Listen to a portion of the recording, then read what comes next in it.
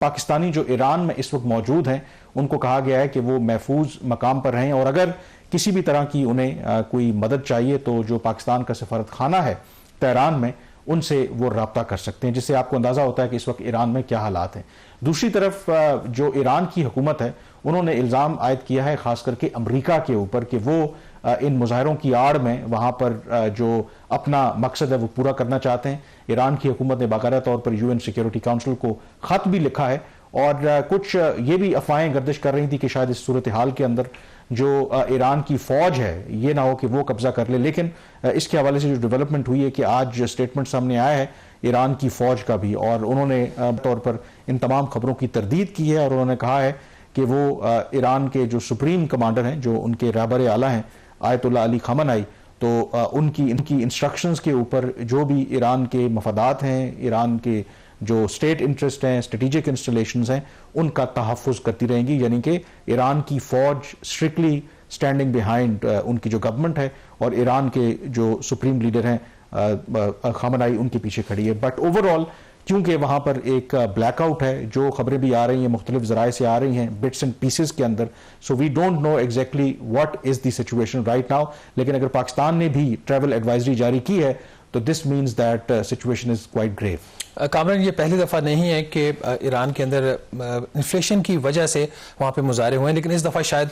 उसका जो स्केल है, उसकी जो पेनिट्रेशन है, जो नंबर्स ऑफ प्रोटेस्टर्स हैं वो शायद माजी से कहीं ज़्यादा। यही वजह है कि बहुत ज़्यादा एक फोकस आ गया और हलाकतों की जहाँ तक आपने बात की है इसके ऊपर कोई कंफर्म नंबर्स तो सामने नहीं आ रहे। मुतज़ाद अतलात आ रही हैं कि कुछ 48 से लेकर 200 तक का नंबर्स भी कोट किए जा रहे हैं, लेकिन ऑफिशियल नंबर्स जब तक नहीं आते गवर्नमेंट की तरफ से वेरीफाइबल, तब तक कुछ इस पर हतमी बात नहीं कही जा सकती। संगीन सूरत हाल लगती है। यही वजह है कि ईरान के जो सुप्रीम लीडर हैं उन्होंने लोगों से भी अपील किया और उन्होंने कहा है कि बल्कि उनके जो वज़ीर ख़ारजा की तरफ से भी स्टेटमेंट आई है, उन्होंने यूएन से भी कहा है कि अमेरिकन जो स्टेटमेंट है कि वो इंटरवीन कर सकते हैं, उसको भी देखा जाए। फिर 3 जो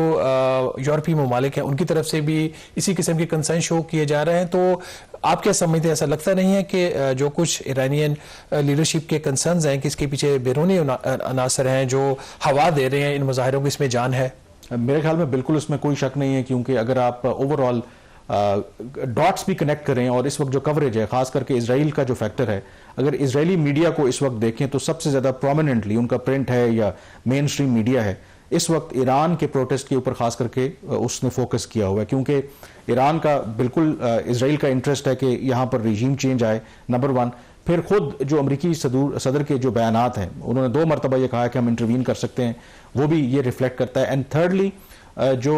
रज़ा पहलवी जो उनके आखिरी सो कॉल्ड वली अहद थे जब रेवोल्यूशन आया था तो जो शाह की हुकूमत थी, तो उनके ये साहबजादे हैं वो वाशिंगटन में मौजूद हैं और वो बाकायदा तौर पर अपने सपोर्टर्स को या थ्रू सोशल मीडिया और वट एवर मीन्स वो तो यही उकसा रहे हैं वहाँ पे लोगों को कि इस हुकूमत का खात्मा किया जाए और वहाँ पर एक डेमोक्रेटिक गवर्नमेंट आए। तो ये सिर्फ अफवाहों की हद तक नहीं है, there is enough evidence. European जो कंट्रीज़ हैं उनका भी रिएक्शन देख लें। बट आई थिंक इंपॉर्टेंटली यहाँ पर वाइल अमरीका हो, यूरोपियन यूनियन हो, उनका रिएक्शन सामने आ रहा है, इसराइल जिस तरह इसको प्रोजेक्ट कर रहा है वो भी हमारे सामने है।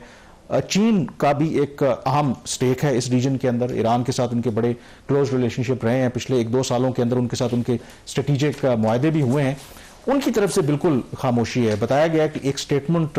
उनकी वजारत खारजा ने जारी किया था, लेकिन उसको भी जो लेटेस्ट रिपोर्ट है वहाँ से हटा दिया गया। उनका मीडिया भी बहुत ज़्यादा रिपोर्ट नहीं कर रहा। अब ये भी एक अजीब मुअम्मा है, क्योंकि वैसे तो ईरान की हमेशा ये पॉलिसी